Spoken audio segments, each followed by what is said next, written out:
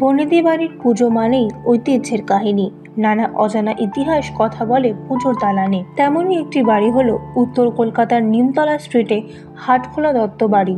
1794 সালে জগৎরাম দত্ত এই বাড়িতে প্রথম দুর্গাপুজো শুরু করেন। জগৎরাম দত্ত ছিলেন ইস্ট ইন্ডিয়া কোম্পানির পাটনা শাখার দেওয়ান। এই পুজোর প্রাণপুরুষও বটে। কিন্তু সাহেবিয়ানার প্রভাবে বাঙালিয়ানাকে ভোলেননি এই পরিবারের সদস্যরা। স্বদেশী যুগে তারা দেবী দুর্গার সঙ্গে দেশ মাতার তুলনা করতেন। পরিবার সূত্রে জানা গিয়েছে, এই পরিবারের এক পূর্বপুরুষ প্রতিমা বিসর্জন দিয়ে বাড়ি ফেরার সময় দ্বিজেন্দ্রলাল রায়ের বঙ্গ আমার জননী আমার গানটির গাওয়ার প্রচলন করেন। আজও বিসর্জন শেষে বাড়ির ছেলেরা সমবেতভাবে এই গানটি গাইতে গাইতে বাড়ি ফেরেন। জগৎরাম বাবুর আরও একটা পরিচয় রয়েছে, তিনি গোবিন্দ শরণ দত্তর বংশধর। গোবিন্দপুর গ্রামের স্থপতি গোবিন্দ শরণ দত্ত। সুতানুটি এবং কলিকাতার সঙ্গে উচ্চারিত হয় এই নামটি।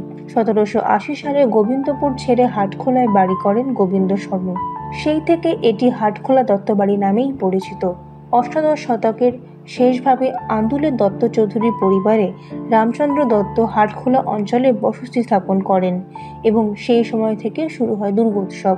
পরবর্তীকালে রামচন্দ্রের পৌত্র জগৎরাম দত্ত 78 নিমতলা ঘাট স্ট্রিটে প্রাসাদোপম এক ভদ্রাসন নির্মাণ করে সেখানেও শুরু করেন দুর্গাপুজো। এই বাড়ির দুর্গা প্রতিমায় কিছু বৈচিত্র্য রয়েছে।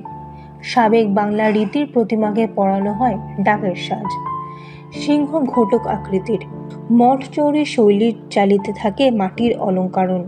তাতে আঁকা থাকে কৃষ্ণলীলা এবং চণ্ডীর কাহিনী। আচার অনুষ্ঠানেও রয়েছে ব্যতিক্রম, যেমন পুজোর নৈবেদ্য সাজানো থেকে পুজোর সব কাজকর্ম করেন ব্রাহ্মণরা।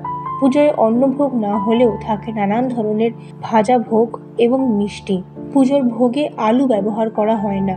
সাবেক প্রথা অনুযায়ী পুজোটি উৎসর্গ করা হতো পরিবারের কুলগুরুর নামে।